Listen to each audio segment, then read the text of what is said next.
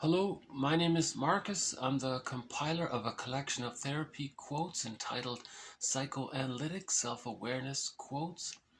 This is TQ 804 to 812. Therapy quote number 804.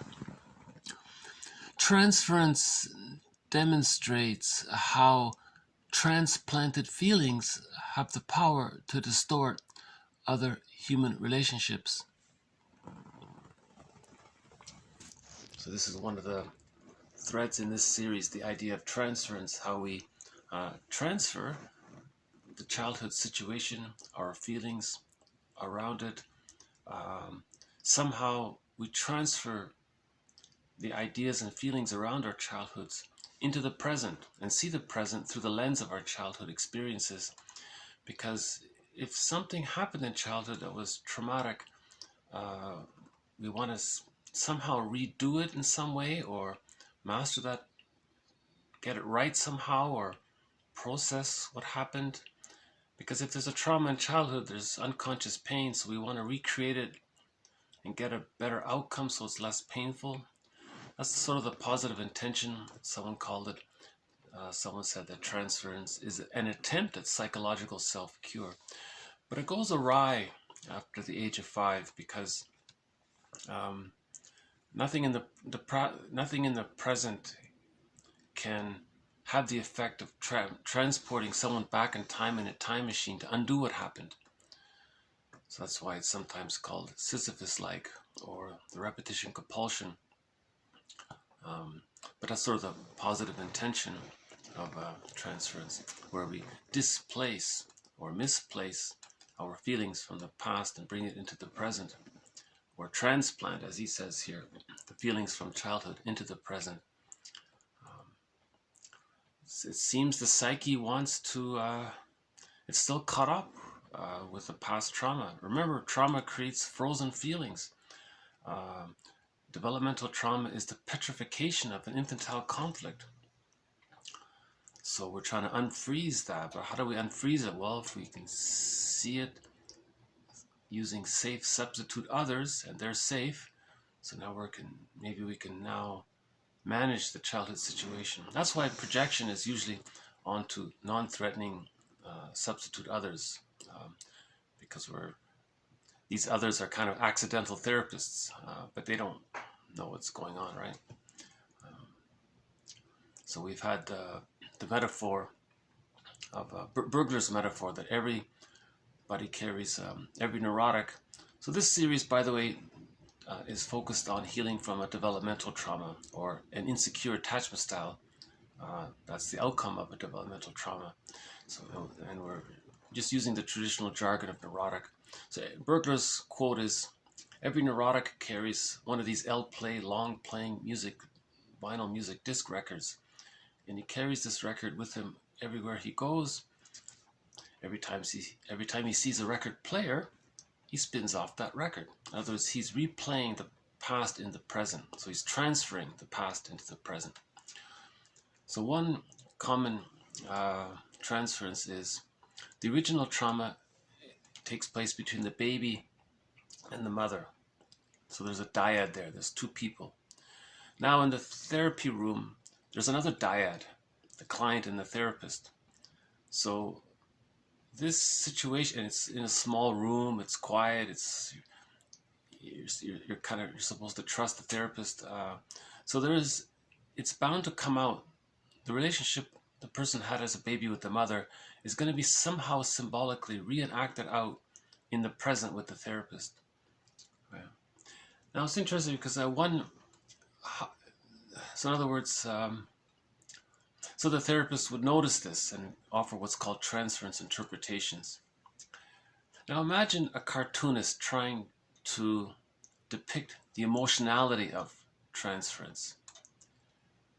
So I noticed just recently, there's a cartoon in one magazine from back in 1987. And I think my impression is this cartoon, or this illustration, is an attempt to describe the emotionality of transference. Okay, bringing the childhood situation into the present. So here's what this illustrator came up with. I'm not sure how clearly you can see it, but the client, you know, he feels like a baby again, right? And he's projecting his unconscious memories of his mother onto the therapist. So you can see the exaggeration there in the unconscious emotional realm of transference. So there, okay. So on the couch there's the client. He's in his business suit, but he feels like a baby again, and he's projecting his mother, the giantess in the nursery, onto the therapist. So so emotionally, the therapist looks like the mother. So, so he's repeating the childhood situation between baby and mother emotionally in the present. So I think this picture is trying to talk about transference, you know. I'm not sure how clear that is coming across. So I have a backup copy of that photo. Let's see if this is any better. Okay, so again, okay, this is what transference feels like, in other words. And that's why many people avoid therapy. They don't want to feel all that. They don't want to be reminded of their childhood pain, but you have to talk about it. Either we repeat and don't remember, or we talk about it and remember and mourn and so on. So that's a little bit on transference. So the illustrator there is Peter DeSev, August 31st, 1984, New Yorker magazine there. From that same article, the journalist who wrote an article about the therapy process, some aspects of it, not the greatest article, but she does have a quote in here about countertransference. So transference is when the client projects painful memories from their childhood into the present. Okay. Now, what if the therapist projects his painful memories onto the client? That's called countertransference. Now, if that happens, therapy stops. It doesn't work. Right? It's too chaotic. They're going to form what's called a negative symbiosis, and they're going to start arguing with each other. Right? So TQ 805 is from that article. Quote, "There are times when you lose your objectivity," says one therapist. "Like when I have female patients who are loud and pushy, I just can't bear to work with them because they remind me of my mother. It's okay for patients to see me that way, but it's not okay for me to see them that way." So he's aware of his countertransference, so he wouldn't accept a client if he were that triggered by his clients. That's obviously the case. One quote says, "Therapy doesn't take place if the therapist is more anxious or more nervous than the client." You know. Actually, I was surprised to even see this quote here, because it means, why is this guy a therapist if he hasn't fully resolved his issue with his mother, if he hasn't forgiven her, right? Granted, maybe there's never perfect 100% forgiveness, but it seems like this client, maybe this therapist, maybe he's being honest, that maybe he's a young therapist, let's say, that kind of thing. Anyway, so that's the idea of countertransference, when the therapist is transferring his parents onto the client, and he has unresolved issues with his parents, and now he's trying to work it out with the client. Now the client is playing the accidental therapist for the therapist, and the client's very confused, and there'll be a conflict habituated situation. They'll argue a lot, I guess, and every book says the same thing. Every therapist has to do a personal work through himself before he becomes a therapist, kind of thing. Okay, let's move on to 806. Pathological nostalgia or melancholia is a defense to which the client clings in order not to feel the pain of her disappointment in the object, the relentless longing for the past, a defense ultimately against grieving. So this is another major thread in this series, the idea of complicated grief, and also called aggravated grief, prolonged grief, delayed onset of grief, chronic sorrow, melancholia, pathological nostalgia. This occurs, the theory is, because the person is too attached unconsciously with the parent and they can't let go. In order to mourn, one has to have what's called differentiation to have taken place at the age of 6 months. So from birth to 6 months, that's called a stage of undifferentiation, where the child's image of himself and his image of the other or the mother are fused and blurred. Okay. With enough love, the child feels safe enough for his image of himself to differentiate from the image of the other. Now that's the precondition for mourning. That setup, that psychic structure has to be there for mourning to take place. Now, if that differentiation doesn't take place, the theory is mourning doesn't take place. So, why wouldn't differentiation take place? If from birth to 6 months, the frustrating memories of the mother outweigh the satisfying memories, they're too fused there. The negative symbiosis is too strong, and that's a trauma there, and he's caught trying to master that trauma. He hasn't differentiated. So remember what Fairbairn said: the more frustrating the mother is, the more the baby needs the mother, the more the baby clings to the mother. Now if the mother's being frustrating, he's clinging even more, and he's caught in this negative union there. So later on, how does he mourn a loss if he's still trying to get the basic love that he never got from his mother? How does he, you see? So the theory is the person needs enough love to be able to differentiate. So undifferentiation, in other words, precludes the ability to mourn losses later on. So if there's a loss later on, it can lead to this kind of relentless longing for the past they still want to master the past pain, So the idea is to have to build psychic structure, then a person can mourn. So this analytic perspective is that healing takes place when we heal the internal object relations, as talked about 2 days ago, and building psychic structure, repairing the ego, building the ego, internalizing positive memories that supports one's individuation, and that supports one's growth. So we're building psychic structure to have enough ontological security and connection to ourselves. We want the life force to be connected to ourselves. We want to be able to achieve mutuality, to see the other person as a regular person, so that we can achieve forgiveness. Then mourning can take place. But undifferentiation precludes mourning. Another quote is: splitting precludes mourning. From birth to 6 months, the baby creates an image of the mother as satisfying, and another one that's unsatisfying. But that's temporary.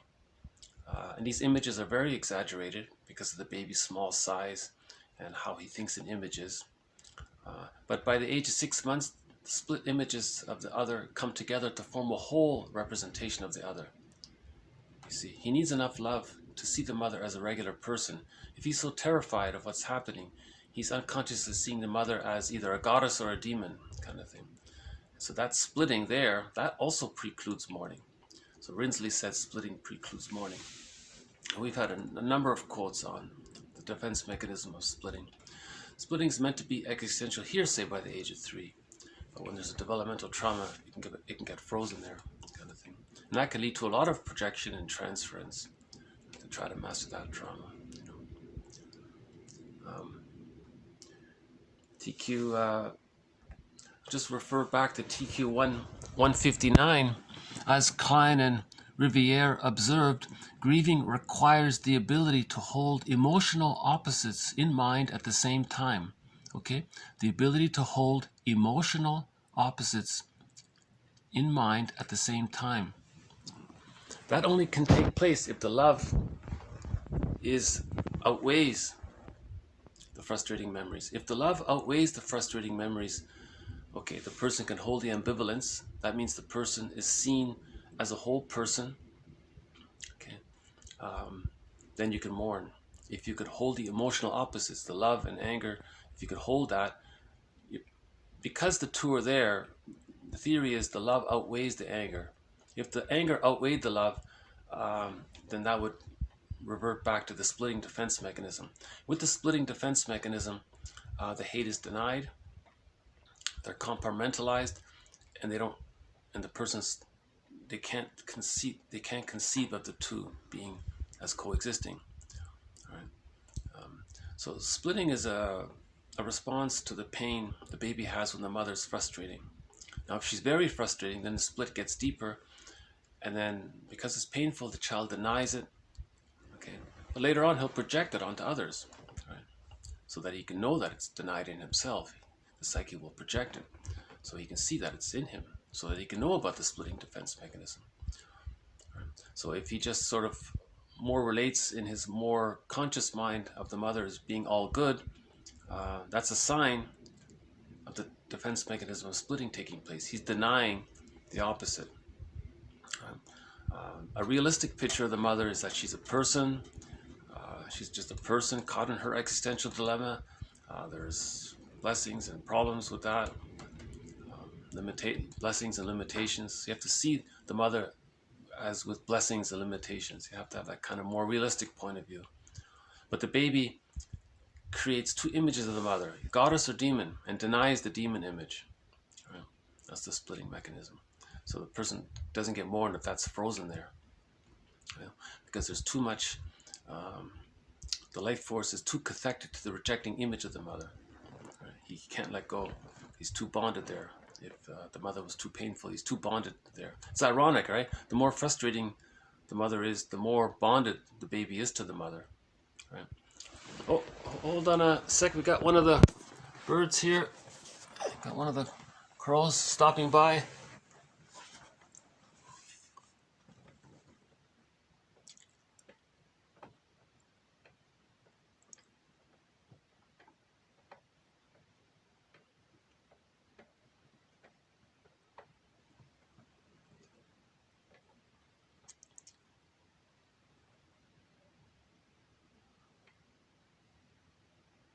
Okay, I guess they're just gonna sit there.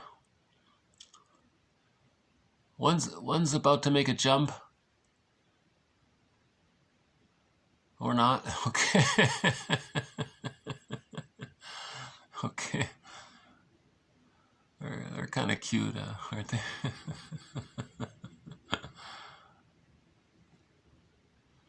Okay, I guess I'll just let them sit there. If they make a jump, I'll come back to them. We might get a visit from the blue jay later. Before the snacks are all gone, they went pretty quickly, so you might not see them. Okay.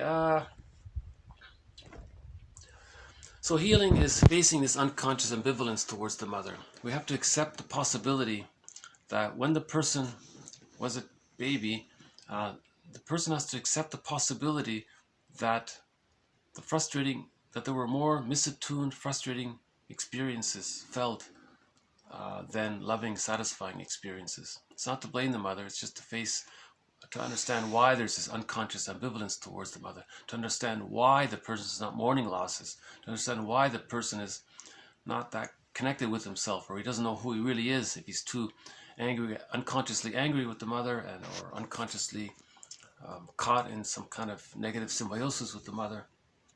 Because remember, from birth to 6 months, the image of the self and the image of the other are fused. They're blurred there.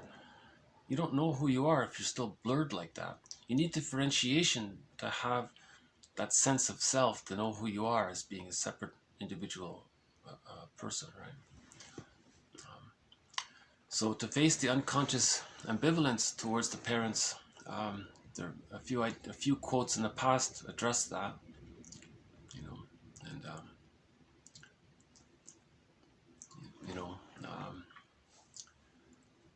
and one idea is to read the Enneagram. There are 9 personality types described in the Enneagram. It's not perfect, but they have the healthy versions of those 9 types, which represent the secure attachment style, and they have the unhealthy versions of those 9 types, which represent the insecure attachment style. So, okay, so if we can identify where the parents are, we can see them as human more. It helps to see them as human beings caught in their existential dilemma. The parents may have had prenatal trauma. If there was stress in the environment, or if their mother was stressed, okay, the cortisol could have entered into their placenta. So there may have been prenatal trauma. There could have been birth trauma. Prenatal trauma or prenatal stress predisposes or makes someone more vulnerable to receive birth trauma if there is a lot of stress during the birth. So there could be birth trauma. It could be developmental trauma where the mother isn't able to offer a secure attachment style because she didn't achieve the psychological birth. Or maybe she was unconsciously using the child to meet her needs. Right? She was using the baby to comfort her. So the baby's needs got ignored. There could have been other situational traumas around that time. There could be traumas with siblings, with other family members, let's say. There could be trauma a little later on while getting the tonsils out at the dentist's office. There could have been school shock. The person wasn't really prepared for school. They went to school and everything was overwhelming, so the mind went in flight. And they couldn't learn or concentrate. So they're daydreaming a lot. So the parents, there could have been some kind of relocation type of situation. So they lost their home and all the comforts around them and the security that offered. So the parents may have occurred a lot of trauma themselves. So we have to consider that the parents may have been psychologically incomplete, as one person said. And they weren't able to offer a secure attachment style because they never got a secure attachment style. Right? So you have to forgive our parents. In the process of doing that, we face the reality that when we were children with these psychologically incomplete parents, we didn't get our needs met. So now we're facing the ambivalence of ourselves with our parents. And this back and forth process of forgiving the parents, which simultaneously heals the splits within. So forgiveness, reparation of the other, forgiveness of the other leads to self-forgiveness and reparation of the self. That's the goal, really, to heal the splits, to achieve differentiation, right? Once a person has differentiation, they have enough ontological security to mourn losses. With the psychological birth, a person has access to the capacities of the real self. One of the capacities of the real self is that the real self, this part, allows the person a wide range of affect, appropriate affect. So if they need to feel sad, mourn, the real self will allow the person to mourn. So man's main task is to give psychological birth to himself. So again, just very briefly, biological birth and psychological birth are 2 different things. The biological birth, we see it happening. It happens in a moment. It's a physical event, right? And then, in the extended womb, from birth to 6 months, so because humans come out of the womb too early, we offer an extended womb, right? From birth to 6 months. That's the extended womb. It's meant to be as secure and warm as was the actual physical womb was. Assuming the mother is attuned and offers maternal reverie, and she's attuned and meets the needs of the child, doesn't have to be perfect, but the satisfying attuned memories have to outweigh any disappointments during that time. That's the first 6 months. That's the first stage. That's the first subphase of the separation individuation process leading towards the psychological birth. Okay, birth to 6 months is called the stage of symbiosis, the stage of undifferentiation, where the image of the self and the image of the other are still fused there. The self-representation and the other representation are still fused there. But with enough love, the child feels safe enough to differentiate at the age of 6 months. Because he differentiates, okay, because he was able to differentiate, and because we theorize he needed the love to be able to differentiate, because think about it, if he didn't get enough love, he's too frightened to differentiate. So if he was able to differentiate, we say that at 6 months, love and gratitude have entered the psychological picture. So at 6 months, right? So that's called the stage of differentiation from 6 to 10 months, let's say. The stage following that is called the practicing subphase. Now more of the child's life force is connected to himself. He can explore his environment, he's getting ready to walk, he's knowing himself and doing things and so on. He's getting to understand things. Okay. Following that stage is the stage of rapprochement. Okay, that coincides with his ability to walk and run now. So he's doing more things further away from the mother or the parents. But he knows that he can return to his parents for emotional refueling as needed, knowing that the parent supports the child's movement towards the completion of the separation individuation process, where the child will become psychologically autonomous. He'll be his own person. Right? So with all of these satisfying positive memories, these memories condense, they coalesce, they kind of like compile together, or they like there's a collection there, let's say. This collection of positive memories we call the holding interject, or the internalized good object. Now this internalized good object forms part of his psychic structure. It's a part of him now. Okay? It gives him a sense of ontological security, a sense of self, a sense of basic trust within. He feels connected to himself. Okay? So his life force is now much more connected, okay, bonded to the self-representation. Okay, now with all of that inner security and self-connection, we say he has achieved a psychological birth. Now with the psychological birth, he feels so safe within himself, he now has access to the real self. The real self is a part of the personality. Okay, he's not going to jump, is he? I keep thinking he's going to jump. Okay. Yeah, the wind blew some of the snacks off, so I think... so I'll just leave it there. So with that sense of inner security, he has access to the real self. The real self is a part of the personality. This part of the personality has various capacities. Okay, one of the capacities is aliveness of affect.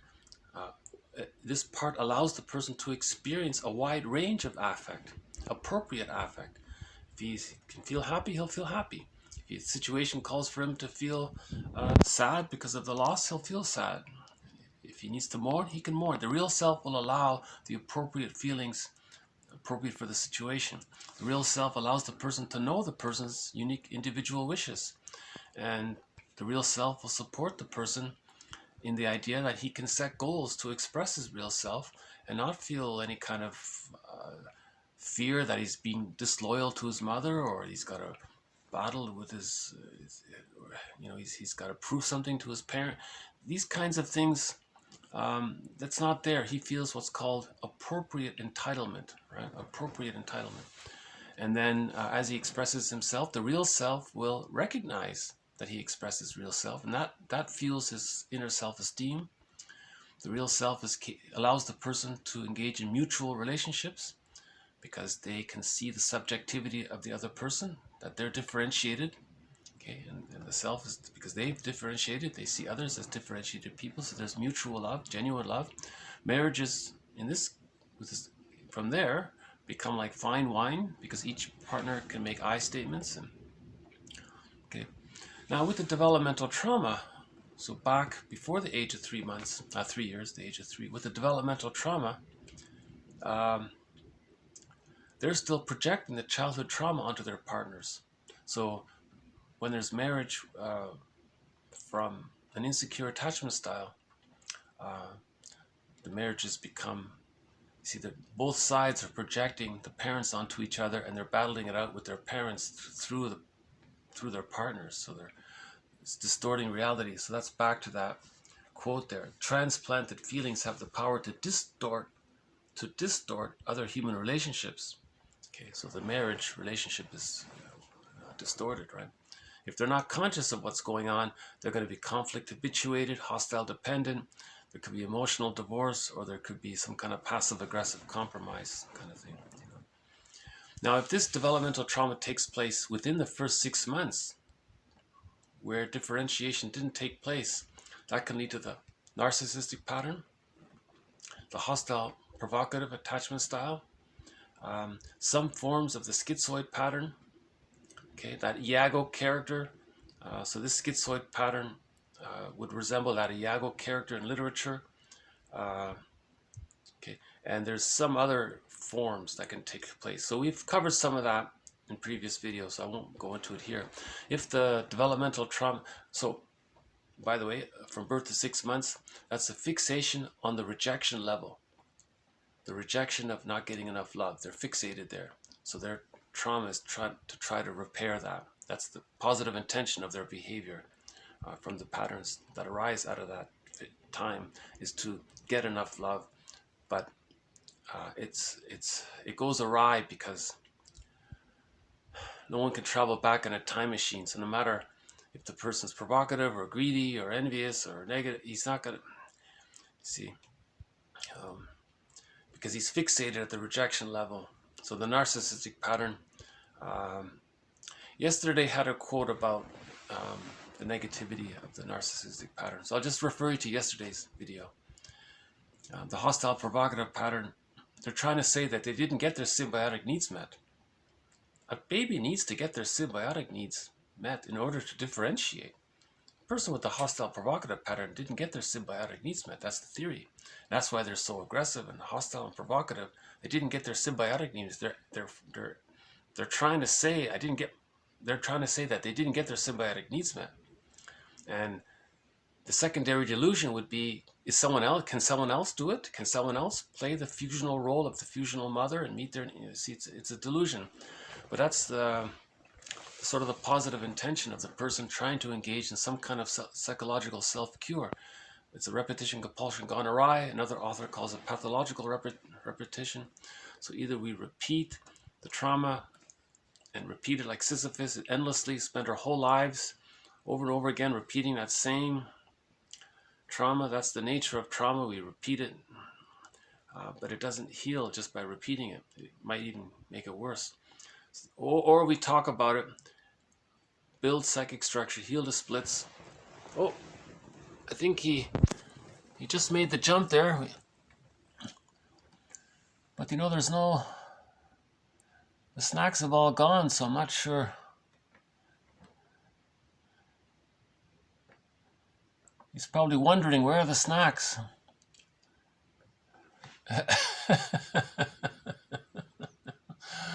What happened to the snacks? Oh well, we'll try again later.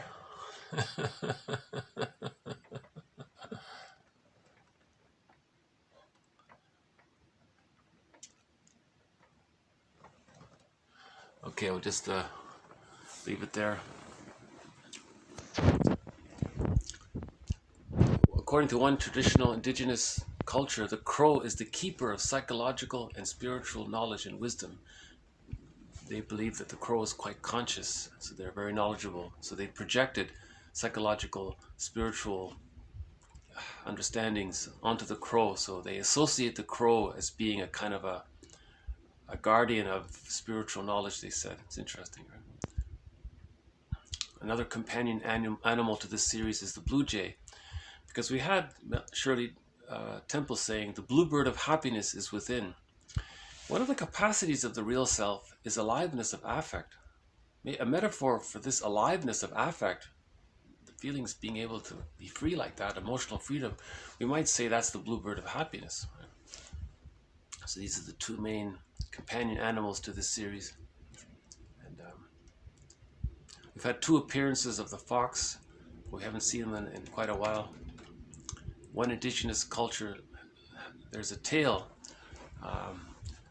where the hero was told by a wise old woman to go into the forest to find this wounded fox. Okay. Bring it home, nurse it back to health. He did it, and then the problem that was in the family was cured. So that was a metaphor for looking within, finding the wounded, feeling self, accepting our feelings again, doing the inner work, and then we heal. When we heal the inner world, the outer world heals, kind of thing. Okay, TQ 807, peace is made with the reality that one's objects in the here and now will never be able to compensate for early on parental deficiencies. See, that's part of the that's part of the conflict-habituated situation in dysfunctional marriage. They want the partner to compensate for early on parental deficiencies, and they're arguing and they're fighting for that, you know. But no partner in the present can offer that. No spouse can breastfeed the partner and redo all that and be attuned and offer maternal reverie, and it wouldn't work. It's biologically, physiologically, psychologically, evolutionary biology. It's all impossible. It can't be done. No person in the parent can undo exactly what the parents missed doing, right? So this is part of the process of understanding transference. Peace is made with the reality that one's objects, okay, the people they're connected to in their present life, their friends and so on, in the here and now, will never be able to compensate for early on parental deficiencies. And we had that play. Reference was made to a play entitled I Love You, You're Perfect, Now Change. It was about transference love. The two people got married. They both had the honeymoon phase. They were perfect. Each partner reminded the other of their parents. That was perfect. They loved them. They're excited. Now change. That's the idea. They want the partner to offer what the parent didn't offer. They want the partner to change because they unconsciously think the partner is the parent. Now they want this parent to change, the partner to change, i.e. the parent to change. You know? So there's an interesting observation that whoever wrote that play came up with that idea. I love you, you're perfect, now change. You know, I think there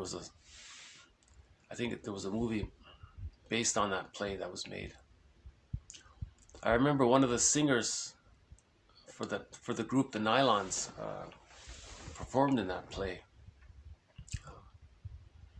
Yeah, maybe we should play a song from the Nylons. Okay. Yeah, they have a lot of good songs, right? The Nylons. Yeah. Okay. Okay. Let's go to the Berg. I use this expression sometimes because I once heard a folk singer say to the audience that whenever he's giving a concert and things aren't going too well, he suddenly switches and plays a Gordon Lightfoot song. So he explained that. Then he would go to the gourd. He would go to the gourd and then he would play If You Could Read My Mind, Love, or something, or the wreck of the Edmund Fitzgerald, or whatever. He would play a Talking in My Sleep. I heard you talking in your sleep. He would play a Gordon Lightfoot song. There was a time in this fair land, right? and everyone would lighten up. So he said that would save him.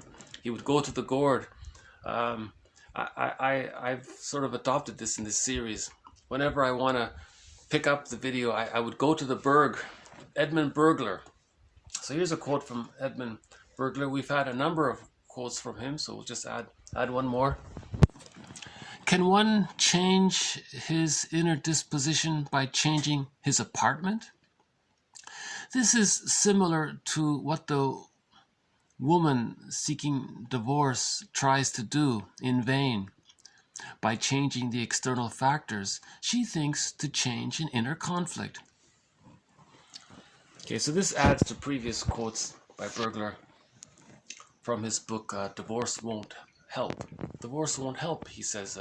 You can change your partner, but that doesn't change your inner conflict. He says your inner conflicts will faithfully follow you into your next marriage. Right? So don't run to the nearest divorce lawyer, run to the nearest therapist, he says. Heal the inner conflicts, then you saved your marriage.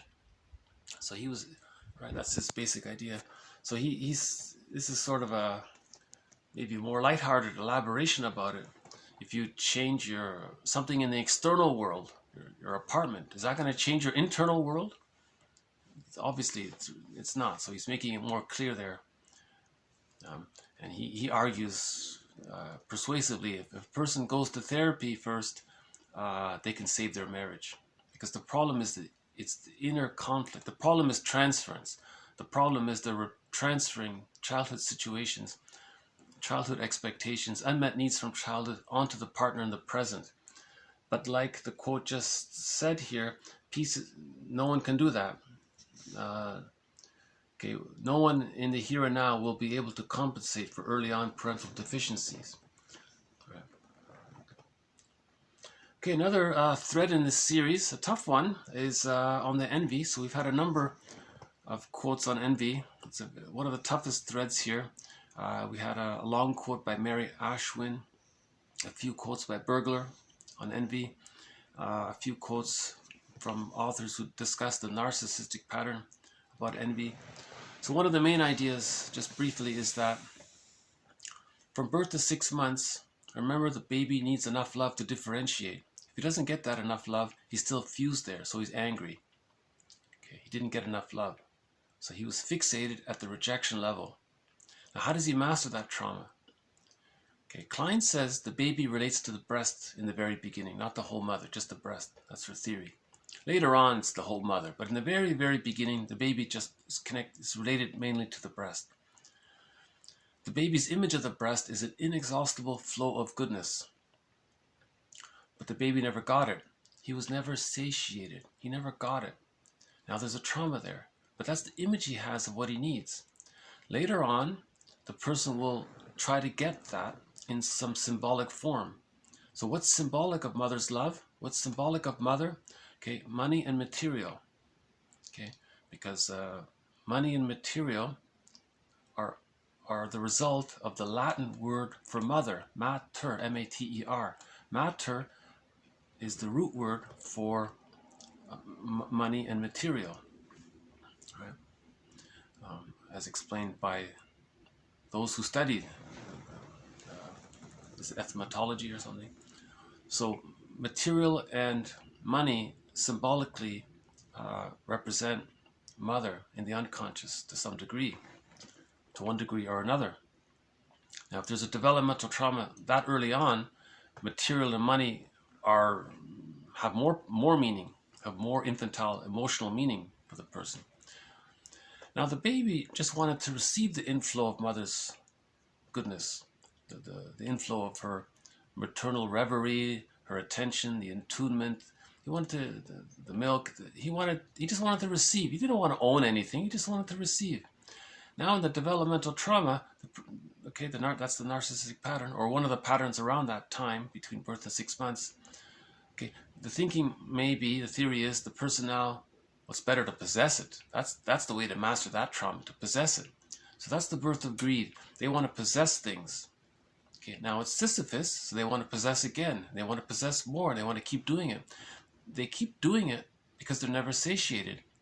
Because the baby never experienced satiation. He never got enough love. He doesn't know what that is.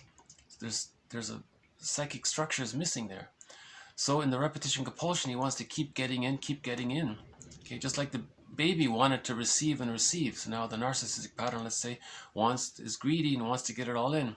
Klein calls this incorporative destructiveness, because they'll keep wanting more and keep wanting to get in and keep possessing and hoarding and possessing, and it's continuous. It's Sisyphus. They'll keep doing it until anything that's good out there is not there anymore, because he keeps doing it. You know, so that's the greed. Now, if a person, so it's the repetition compulsion, right? He's acting out of the pain of not getting enough love. So so you remember, all he has is hate, right? So he expresses his greed and hate and envy as a reaction formation to stay in touch with the unconscious wish that when he was a baby he needed the continuous love. So he's continuously negative to stay in touch with the continuous unconscious wish of needing the love, but it never got satiated. That's why his hate is kind of endless like that, you know. So that's a tough one, right, with the narcissistic pattern. So we've had quotes about the narcissistic pattern, about why they're so devaluing and negative and all that. Then we added to that the idea of the greed. Okay, trying to master the trauma of not getting enough of the goodness because they're fixated at the rejection level of not getting the love, so they're trying to master that. So the greed, the positive intention of greed is to master that trauma, but it can't be done after the age of 5.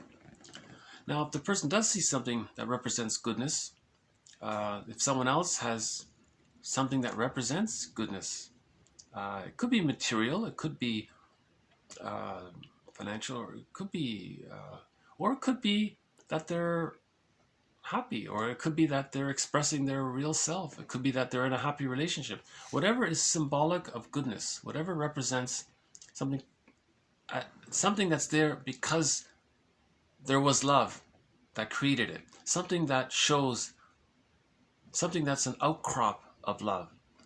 So if another person achieved a psychological birth, is in a love relationship with mutuality, and their marriage is like fine wine, they'll be very envious of that. Okay. So if they see something that's an expression of love, okay, or something that came about because of the precondition of love, that had the love, and they see an expression of it in some way, they'll be envious of that. So any expression of goodness or love will trigger the envy, okay, because that triggers the reminder of not getting enough love.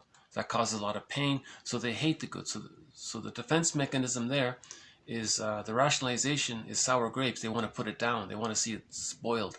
So if they do put down the goodness, or they disparage it, or say negative things about whatever, either in fantasy or they're more provocative about it, if they see the goodness hurt or damaged, they feel some relief. That's Schadenfreude. I think that's where Schadenfreude comes from, right? And Sisyphus, they're just doing this all the time.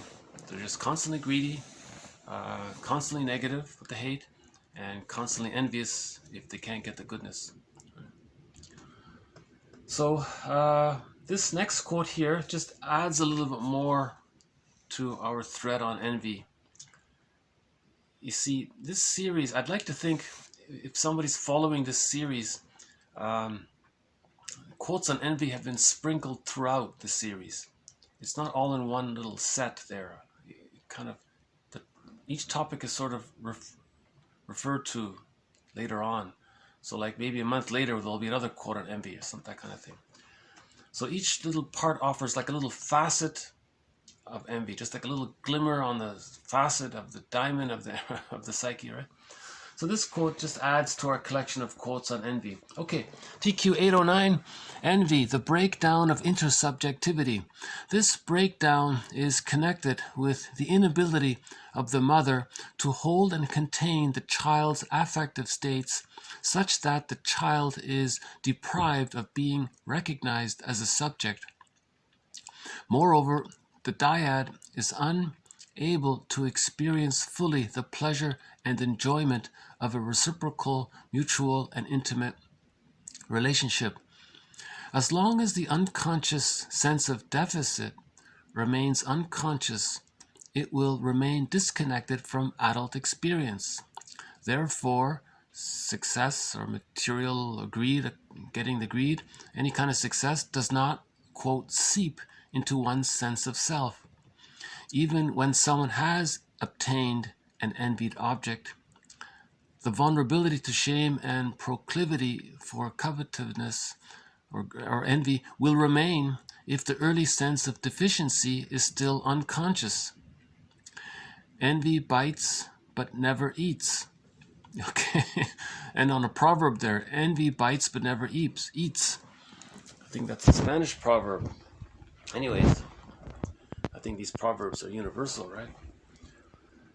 So, the first part is talking about the deficit. The deficit is the person didn't get enough love to differentiate. So there's the deficit. He didn't get the sense of self. He's not connected to himself. His life force isn't connected to himself because he was never satiated to be able to get the differentiation. So there's a deficit in the psychic structure, he's saying. That's their jargon here for it. Okay, and then if there's no differentiation, there isn't the joy of mutuality. There isn't the pleasure of mutual, genuine relationships. The relationships are more utilitarian, because remember, the baby just wants to receive. So a person with a narcissistic pattern and other patterns around that time, it's utilitarian. They just use people. Because from the baby's point of view, he felt used and objectified and exploited. He identifies with the aggressor and does to others what was done to him. So that's why we're saying it's utilitarian, because the baby thinks the mother had a utilitarian relationship with her, right? The mother objectified the child, so the child feels he was objectified. So that's utilitarian. He was used, exploited, right? The baby was used to meet the mother's needs. You know, not sometimes, not to blame the mother, but some mothers unconsciously use the baby as a security blanket to comfort them. That deprives the child of their originality, right? So, okay, so the point here is that there's some the psychic structure is missing. Something's missing there. What's missing is the child didn't differentiate. He didn't get enough love to differentiate. And with that, he doesn't enjoy mutual relationships. So there's no pleasure. So he's not getting pleasure from the mutuality of relationships. See, he's not getting the pleasure, the genuine pleasure of the mutuality of relationships. The only pleasure he gets is the pathological pleasure of Schadenfreude from his envy. Envy means hatred of the good. If he sees the good spoiled, he feels some pathological pleasure. He's not able to have the genuine warmth pleasure of the mutuality, that kind of caring and felt love vibes between the two. You know, they don't have that kind of thing. Okay, the second part of the quote is, as long as the unconscious sense of deficit remains unconscious, it will remain disconnected from adult experience. Therefore, whatever he accumulates, he can get all that, he can buy 20, whatever, 20 cars, or I don't know. It doesn't seep in, it's not enough. Okay, so the idea is, it doesn't work because he doesn't address the early sense of deficiency. This early sense of deficiency goes back to lack of being able to differentiate. He's still fused in this unconscious battle with the mother. He's in a negative symbiosis with the mother, so he's still struggling with the mother, fighting with the mother unconsciously in some symbolic form, or he's identified with the mother, okay, and he's the mother and just puts everyone down, and his identity is just to be the mother, just keep on exploiting others because the mother exploited them. So we had reference to that novel from the 60s. The mother exploited the child, objectified the child, used the child. The child identified with the aggressor. He grew up and then objectified, used, and exploited others. And he did it through rationalizations. Now, rationalizations are long lies, false logic. Okay, all of those logical fallacies come into play. All of these sort of, playing off of words like equivocation. So you're trying to deceive others and deceive the self of what's happening. Because the person doesn't want to admit it to himself that he's doing something wrong. He doesn't want anyone else to think that he's doing something wrong. He wants to get away with his greed, envy, and hate and think that it's good somehow. So he wants to convince others of it. So he'll use rationalizations. Okay, he might tell a half truth. So one proverb is, a half truth is the father of many lies, or the best way to tell a lie is to include a few little crumbs of truth in it. So he's trying to get away with acting in his hate, envy, and greed, and still think good of himself. He needs to think good of himself because his identity is he's identified with the aggressor. Now the aggressor, okay, now let's go back to the babyhood situation. How does the mother feel that finally someone is taking care of her? The baby's taking care of her needs. How does the mother feel? We assume the mother feels comforted and good about that. Now that baby identifies with her agenda and continues with her pattern and continues doing that with others.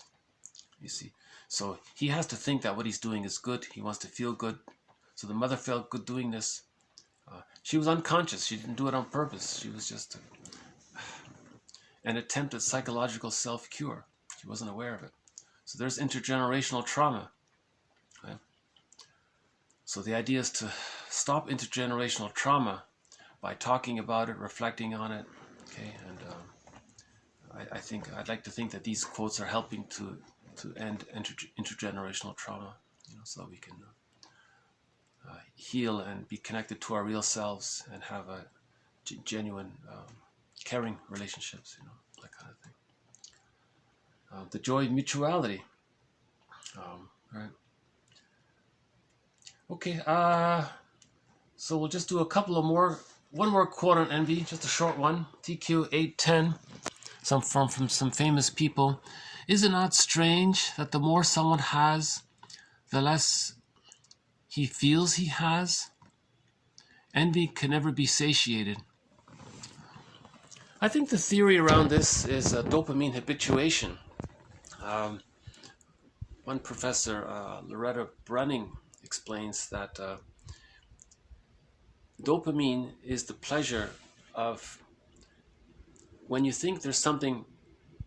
Okay, she says, so from the mammalian brain's point of view, when the person gets a reward, when it gets something that makes the person feel some status item or some money or some that makes them feel above others, from the mammalian brain's point of view, the brain sends them serotonin because they feel safe. So the psychic that depends on the psychic structure here. Okay, but so psychic structure aside for a moment, in the pursuit of something, in the pursuit of the reward, that's dopamine. Okay, so that's the excitement of the chase. Okay, so dopamine gives you that motivation because of the anticipation. You're excited, you're going to get some reward. So that's the dopamine. So let's say you get the thing, you get the fancy car, let's say. Now you feel safe, the brain sends you serotonin. Okay, now this only lasts for a short time. You haven't addressed the psychic structure. The psychic structure is unchanged. Right? You haven't changed the psychic structure. Okay, now the person is going to chase again. So there's dopamine again. So he's going to chase for more. Because of what's called dopamine habituation, the brain kind of resets itself to a higher level of how much dopamine he needs to have to get that same feel-good response to achieve serotonin. You see, so the more you burn out your dopamine, the more the brain wants more dopamine. You see, so that's why he says here, isn't it strange that the more someone has, the less he feels he has? Envy can never be sated or satiated. Right? So here's where we can combine psychoanalysis with the basic idea of our happy chemicals. A good book to read is Brunning's book called Habits of a Happy Brain. Originally, that book was called Your Happy Chemicals. That title is better, I think. This new title, I don't know why they changed it, but oh yeah, she said the publisher wanted to change the title or something. But the original title of that book was Meet Your Happy Chemicals. So she talks about the three main happy chemicals. Dopamine, that's the excitement of the chase. When you get it, your mammalian brain feels you're one up, you're safe. The animal brain, the mammalian brain feels you're safe because you got something. Now that sends you serotonin. And when you're safe, now you may, okay. And the third one was oxytocin from relationships. When you're bonded to someone, you feel good from the oxytocin. She includes a fourth one. I won't get into that one. The pain relief one. If you stub your toe, it's painful. The brain sends you endorphins. So she's broadly categorizing that as a quasi-pleasurable, because by comparison, you're not in as much pain as before, right? So she talks about the four happy chemicals. dopamine, serotonin, oxytocin, and endorphins. Okay, so I think this explains this quote here. Isn't it strange that the more someone has, the less he feels he has? Okay, the answer is dopamine habituation. And as well, from the psychodynamic point of view, he's still fused with the mother. He's still in battle with the mother. If he can get out of this battle with his mother, if he gets something, he'll feel love and gratitude. He'll be satiated. You see? So we have to face the ambivalence with the mother, differentiate from the mother, heal the split images of the mother that are unconscious, bring it into awareness, okay, and then forgive the mother so that we can differentiate. Then when we get something good, then when we get that car, we feel love and gratitude. We feel satiated. Oh, that's enough. Oh, I like it. That's good. So love and gratitude have entered the psychological picture. With greed, love and gratitude haven't entered the psychological picture. You know, and we started this maybe a month ago. There was a song called "Enough Love" that addressed this question, and he was singing about how he got enough love, and he was grateful. It was a good song. Yeah. He said that he internalized the positive memories, so he had enough love, and he felt grateful in life. Dan McCafferty sang that song called "Enough Love," 2008. Or there's other versions of it, but that's the one that was played in this series, the live version, 2008. "Enough Love." Yeah. Okay, two more quotes here. Let's move on. Let's go to the Berg, go to the gourd, go to the Berg. Edmund Burglar. The neurotic confusionist misuses the intellectual sphere for his unfinished battle of the conscience, a pseudo-aggressive attempt to alibi oneself before the inner judge, who charges, quite rightly, that there exists an unresolved psychic masochistic attachment to the images of the nursery. I guess we could say this is one of the more edgier ideas of Burglar. He has a few little on the edge there. This might be one of them.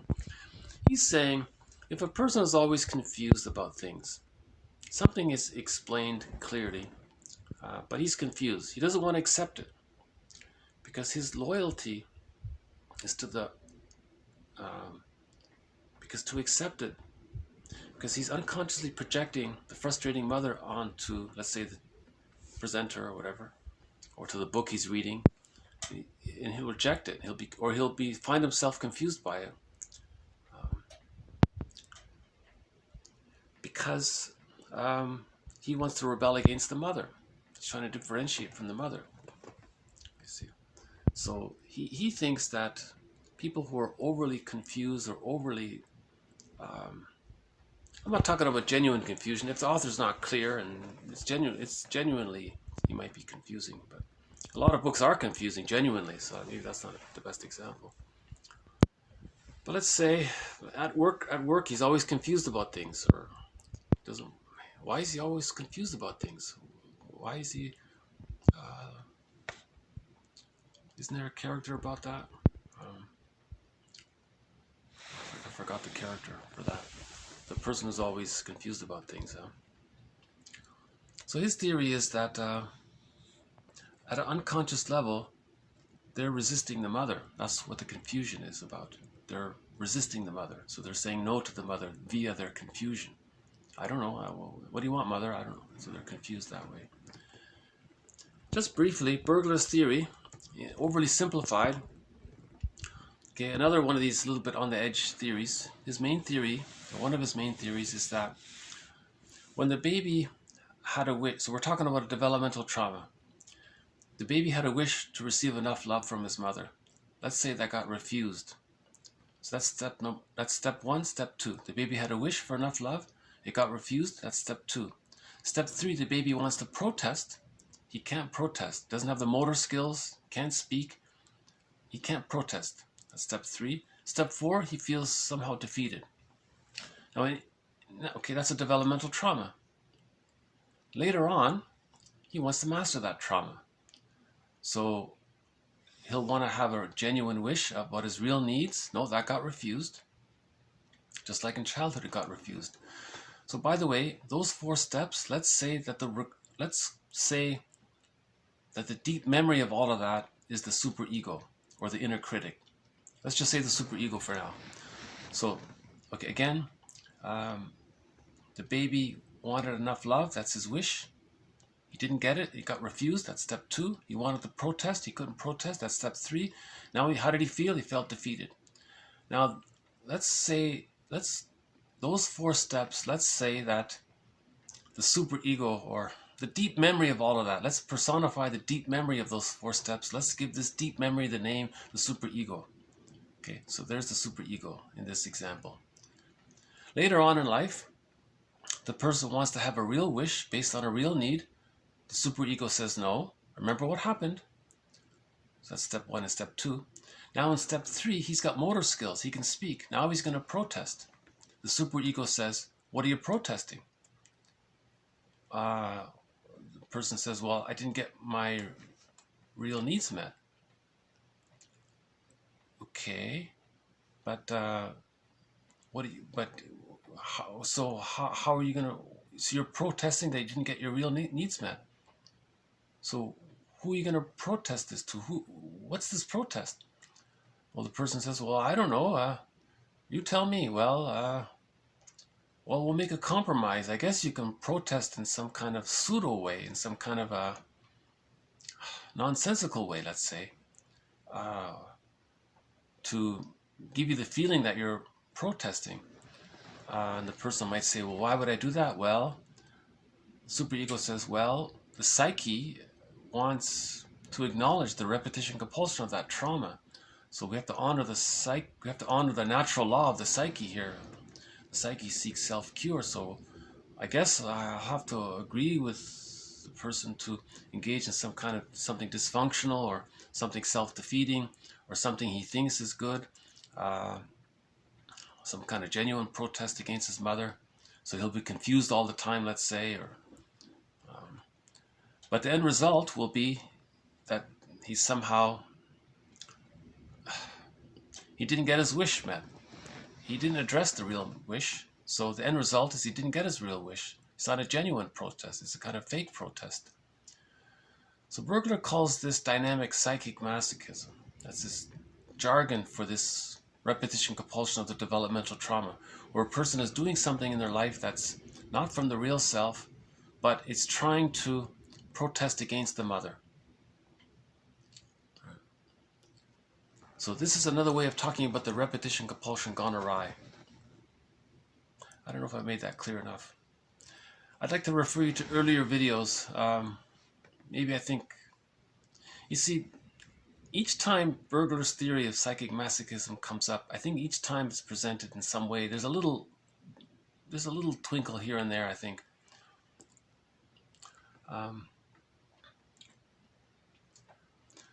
So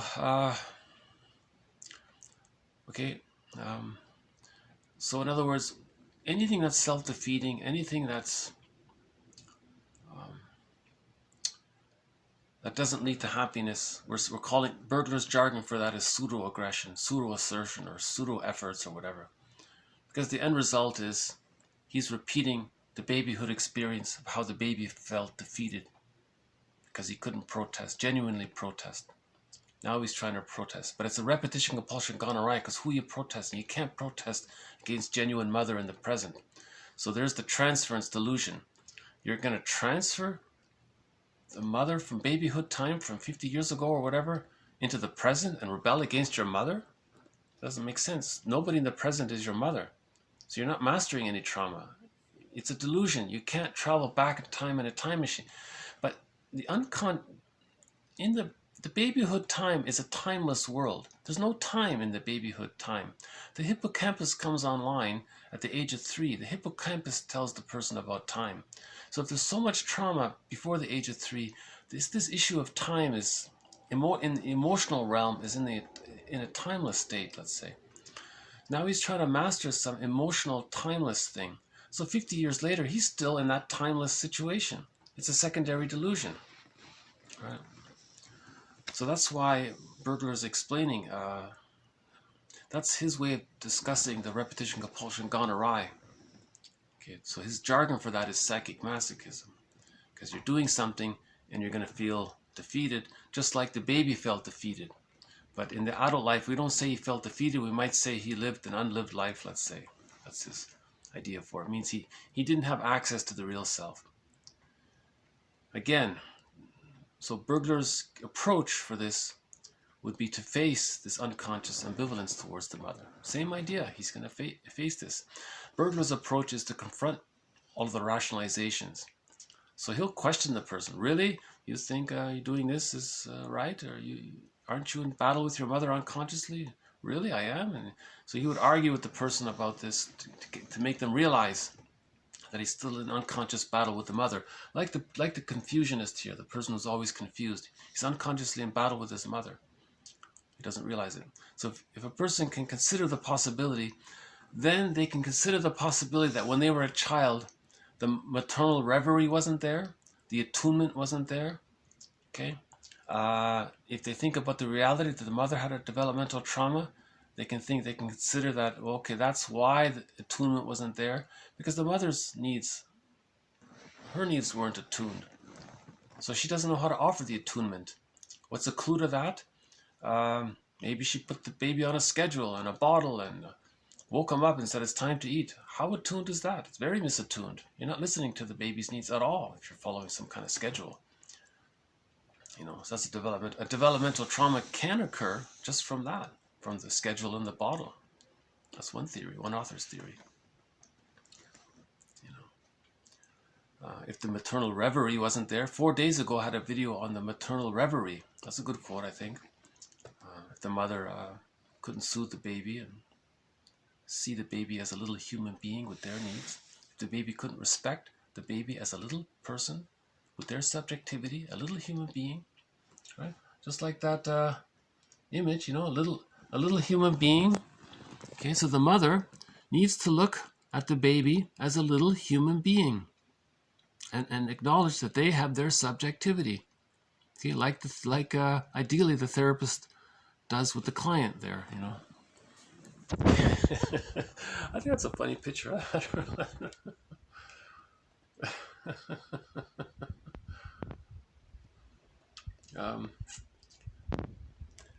Yeah, ironically, the two even look a little like the two characters there a little bit.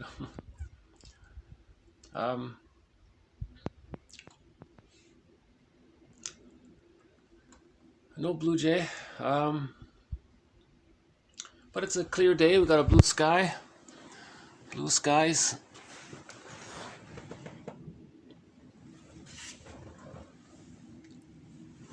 Yeah, a little windy. Okay, maybe we'll see the blue jay. Maybe we'll see the blue jay tomorrow. Okay, so one last quote. I somehow lost who the author of this next quote is, but I'll update it when I find it. So in the meantime, it's not a bad little quote. It's something to think about. TQ 812. From the top to the bottom of the economic and social ladder, in large urban centers, in isolated villages, on farms, or in the woods, the same neurotic difficulties are found, and in approximately the same proportion. To illustrate, one sturdy family had served for many decades as fishing guides on a remote lake in Canada. One summer, they found a shrink among the guests, and before he left, practically every member of the 2 generations of that family had consulted him about neurotic symptoms that were indistinguishable from those which confronted him in his private office and in the outpatient clinic of a New York City hospital.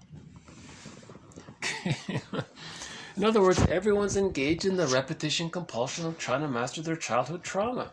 Psychic massacre. Everyone is caught with this dilemma of no mother being perfect, no mother being perfectly able to meet the needs of the womb-like. All humans come out of the womb too early. All humans come out of the womb too early. It's a human condition, so we all have in common this problem. Okay, so an extended womb is created from birth to 6 months. Now, no mother is perfect during that time. She can't be. It's impossible. She's bound to one degree or another, be misattuned. Okay, so there's a developmental trauma. Now, if she's more attuned, luckily the child has a secure attachment style. Okay, if she's less attuned, the child develops an insecure attachment style. And he's saying here the proportion of families, the proportion of people that have a secure attachment style and who have an insecure attachment style are irregardless of the socioeconomic situation. They can be in a wealthy urban city, or they can be in a village in the countryside.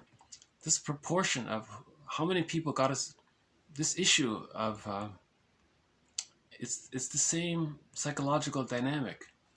You see, so the inner world is pretty much the same with everybody.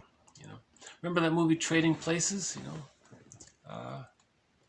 with Eddie Murphy, right, and Dan Aykroyd. He just changed the socio-economic situation. They traded places.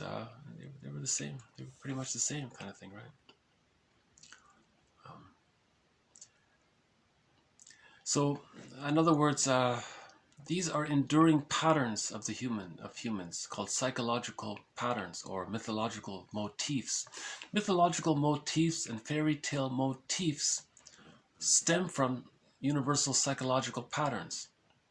Okay, so one of the patterns is attachment theory, discusses this.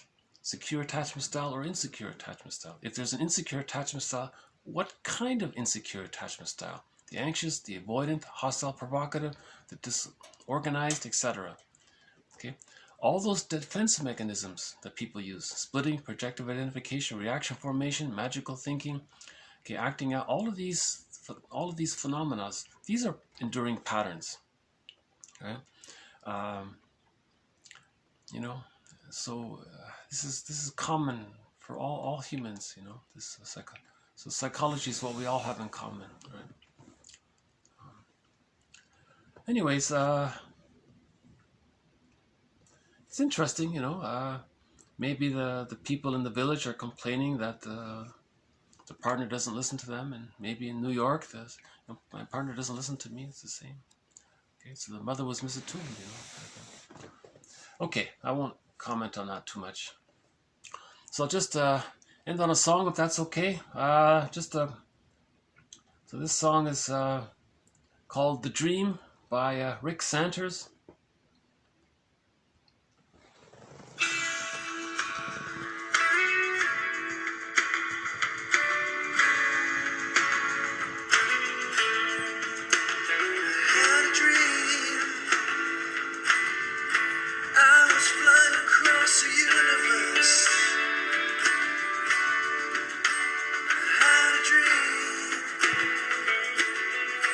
We were falling from the sky.